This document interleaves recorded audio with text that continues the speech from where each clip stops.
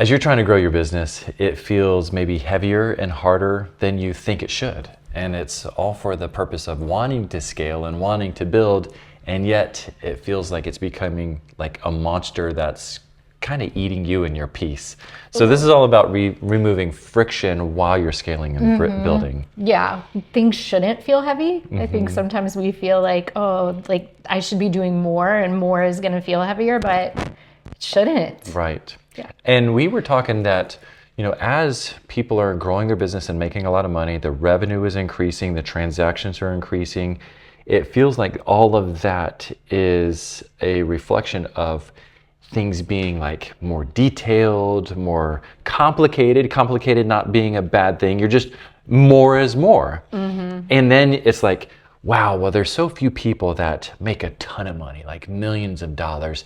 It must be really complicated in order to make a ton of money.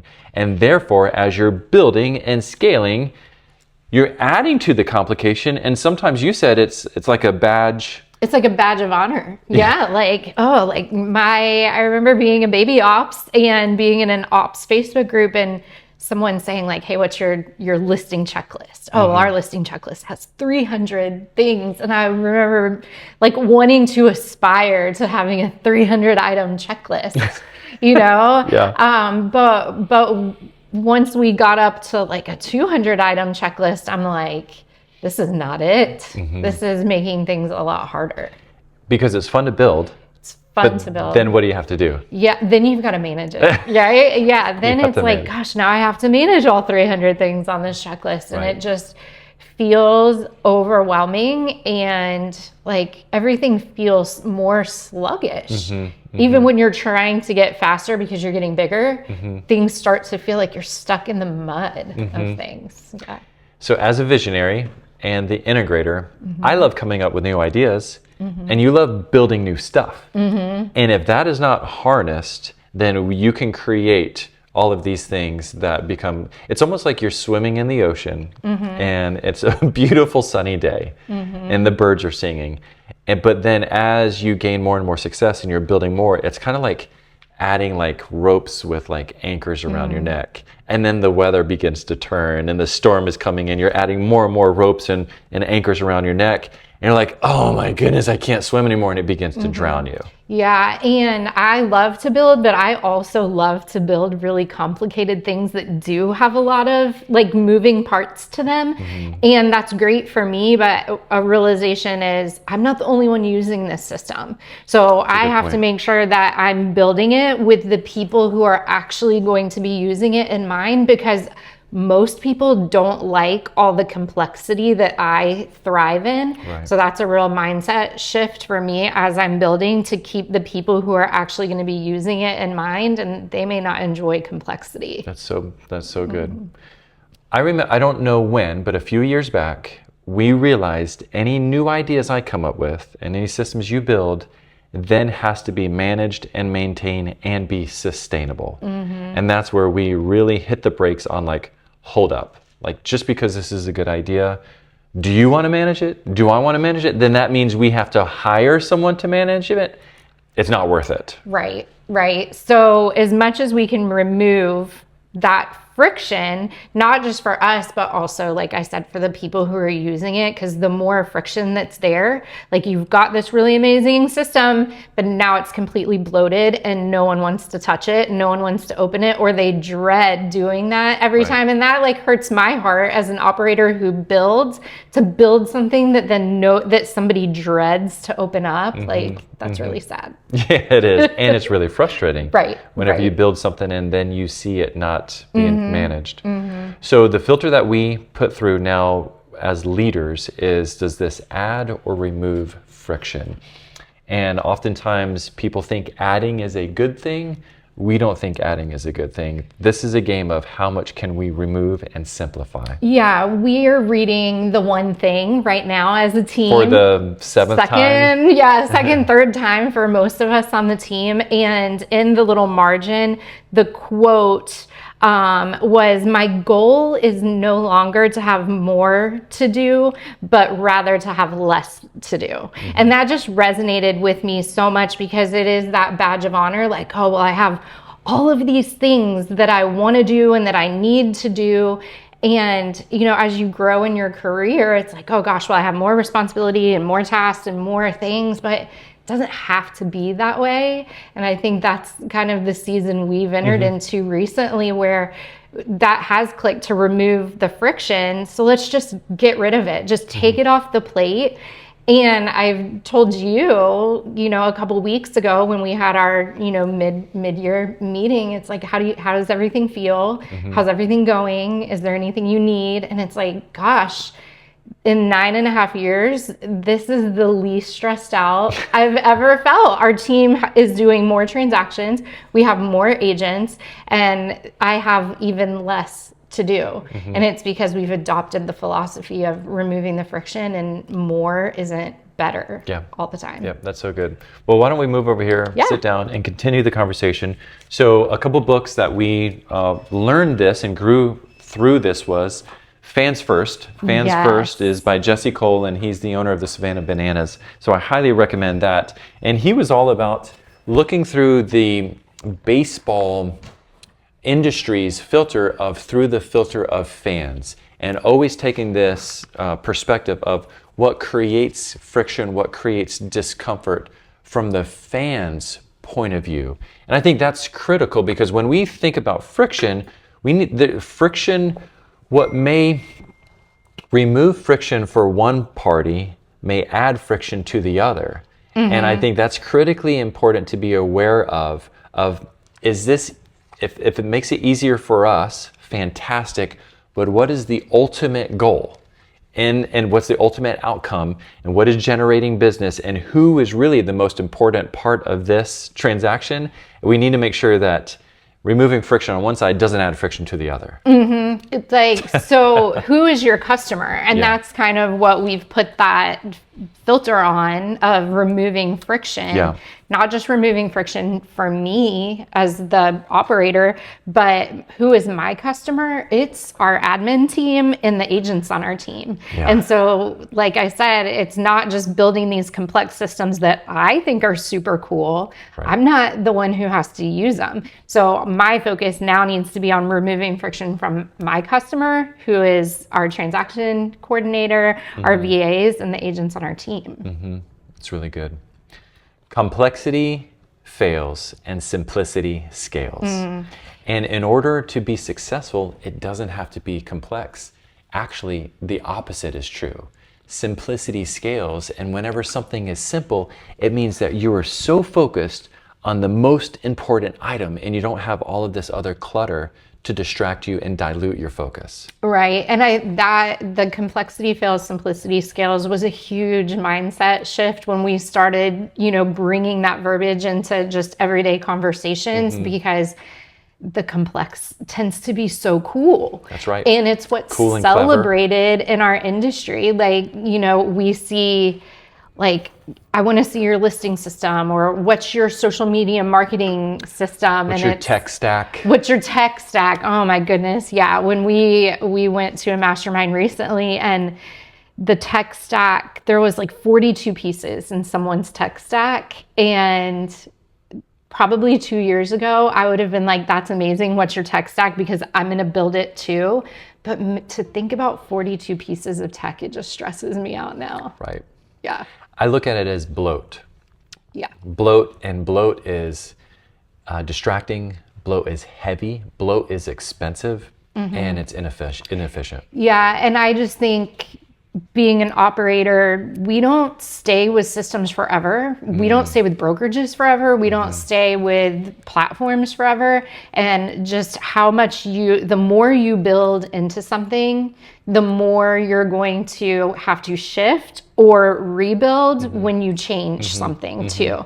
So thinking about a giant cruise ship, and it's like, okay, like we're sailing, but now all of a sudden we got to turn around and go back north, turning that. And so once your systems are so big and bloated and built into so many different platforms, just making that shift is really hard, really hard.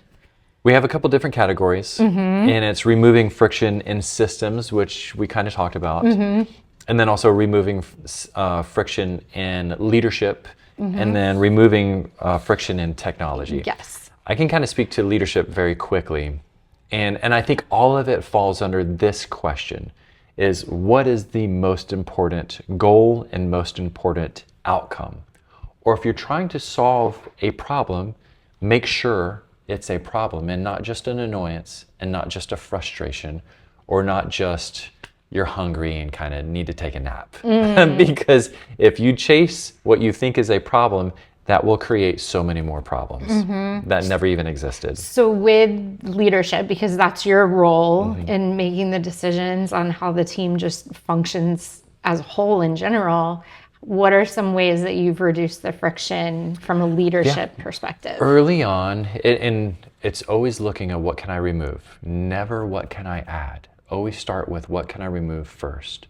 Early on, I did weekly one-on-ones with every single team member individually every Monday because I thought that that was important. I thought that's what they needed.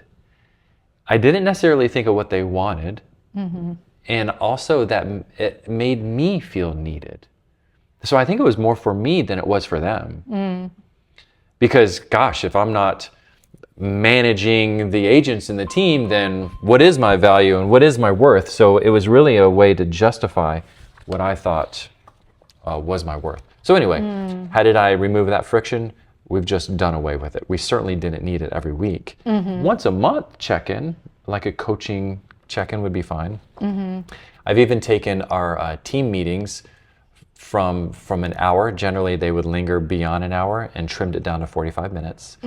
Because just because you book an appointment in a meeting doesn't mean by default it has to last an hour. And then anytime anyone has an idea, I'm the most guilty party, is you put it through the filter of what problem is this solving and is it in direct alignment with moving the needle in our business? And when we talk about what moves the needle in our business, that's a direct correlation to does it generate leads? Because generating leads is the most important aspect and focus of all real estate businesses. Does it generate a lead means, is it going to contribute to our bottom line, generating revenue?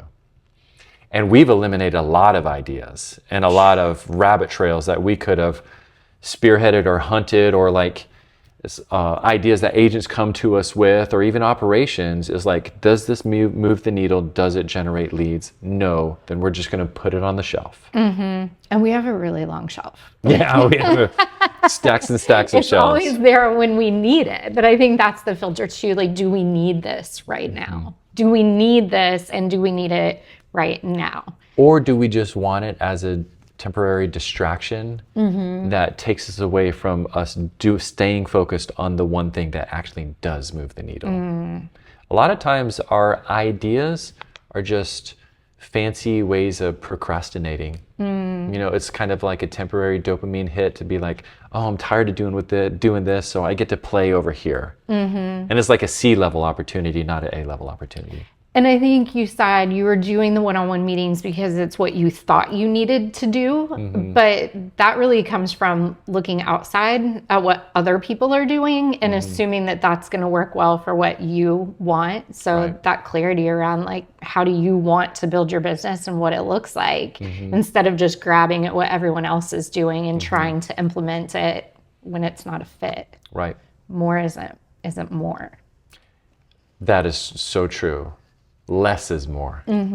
So from operations, from systems, how have you removed friction? My favorite way that we remove friction, and I think about it, let's scoot back. So how do I approach it now versus how I used to, where I thought more items on the checklist and more programs in our tech stack was better. It meant that I was like super cool and techie because I had all these things. Kelly's so smart. She's so amazing. Well, and it goes back to my identity. Like, what I do is operations for the team. So if I'm not building or adding, then what am I doing? And why do we need Kelly? So it was kind of a way to prove my necessity to the team and prove my worth.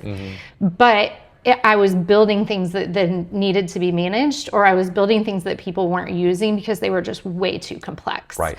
So how do I think about it now as I'm building? Remember the show Name That Tune, where people, they would bet each other, like, well, I can name that song in 5 notes. And they would say, well, I can do it in 2. And it's like, okay, you go, like, see if you can do it. And that's kind of how I think about things now is, can I build this with 3 programs? And it's like, okay, well, can I build it with 2 programs? And can I integrate everything into just one system? Because that is the ultimate goal. If I can take lots of moving parts and accomplish the goal with just one platform, that's what I want to do. Less is more. Less systems is more. And also, there's not a perfect platform that is going to do everything.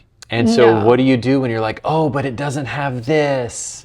Well, we can use this bolt-on to add this. I think at a certain point, you just have to like draw the line in the sand and say, this is not that important to make it more complex. That's kind of going back to the question, like what you put it through the filter of what is the ultimate goal. Yeah. That's what I go back to. If I can't find something that's perfect, or things start to become too complex and I know I have to eliminate, what's the ultimate goal and what is the least amount that I can use to achieve that ultimate goal?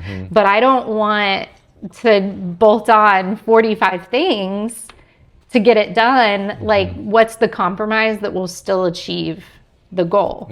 So my favorite optimization was, we were using just a couple years ago our transaction management system, and I thought it was super cool. Like, it was fully automated, but it was JotForm that was used by agents and admin, hooked together with Zapier, and then hooked together with Trello. And it would all fire off. And it was super cool. I built it. Lots of other ops and admin thought it was cool and copied the system as well. But you know, what happens when Zapier goes down? Your entire system goes down. What happens if JotForm isn't working right? And it was my JotForm, so if people were logged out, I had to send the code to everyone. So all of the moving parts just created little moments of frustration. And we were looking at a transaction management software. And so our transaction coordinator was like looking into all of them, seeing like, okay, this would check the box and this one has what I need and this one has this, but that one doesn't.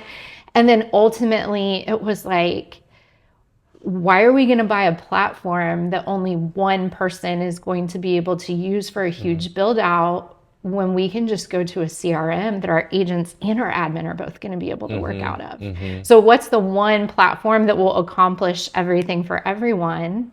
And so when we changed CRMs, the most important thing for us was, does it function as a CRM for the agents, but can we also use it as a transaction management platform for our operations team?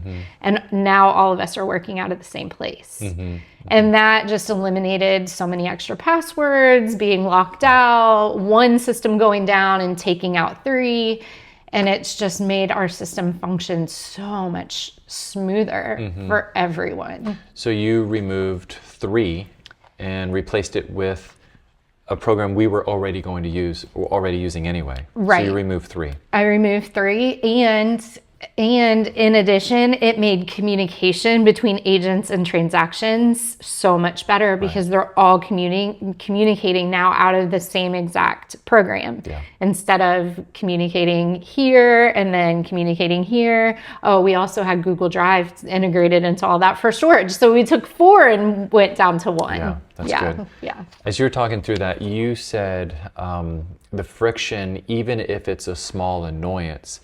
And I think that's a big thing for people to pick up on, is when we talk about removing friction as you build, friction doesn't have to be massive. It doesn't have to be monumental or like a disaster.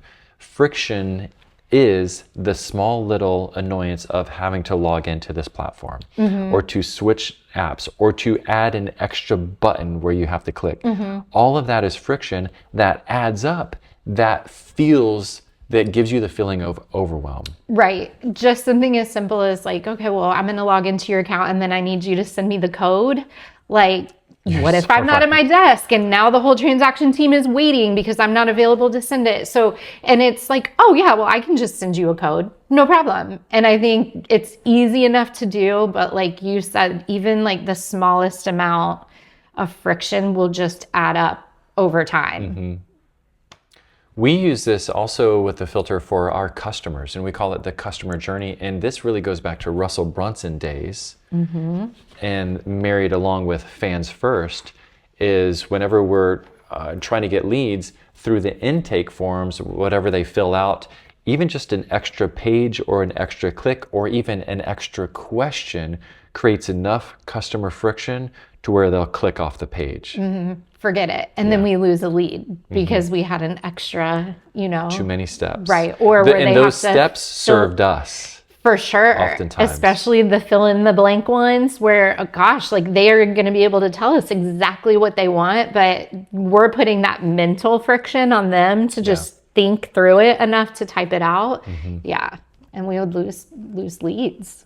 So if we were to kind of summarize the overarching mindset, summarize what we said and encourage people that are building, that are scaling, that are growing, I would start with be very clear when you're looking at anything of what the end result and end goal is, and make sure that's in alignment with your overall business and strategy. And it is the most important one thing for you to focus on. And I would say if you are going to add something to a system or a process or your business, it should eliminate at least 2 other things on the back end. So before you add, where can you subtract? That's really good. And I know the book, The Science of Scaling, was monumental for this for you. Yeah. The Science of Scaling was the best book I read so far in 2026, but really having you think differently and de-bloat your systems so that you can move faster, lighter. That's really good. And you and I just incorporated this month with our focus. And I have not had as much focus and just like lightness of what I feel like I'm tracking and carrying, like you said, for many, many years. We were building because we could, and that's often how this starts, is like you have an idea, I think I can figure this out, and then that turns into the game, and then you begin to add stuff that then either needs to be managed or it just falls off. But we turned off, 2 or 3 of our social media platforms, like the accounts altogether. And this is how we know that it was the right decision. It didn't affect the bottom line. It didn't change anything. It's less for us to track. Nobody misses it. And now we're able to grow in the right areas. We're able to do more with less. Yeah. And it's do more, better with less. For sure. Yeah. So as you guys have questions, reach out to the Josh and Kelly on Instagram. And also we have our podcast. So if you're listening to this, thank you. If you're watching this on YouTube, we're also on iTunes and Spotify. So we'll see you guys on the next episode.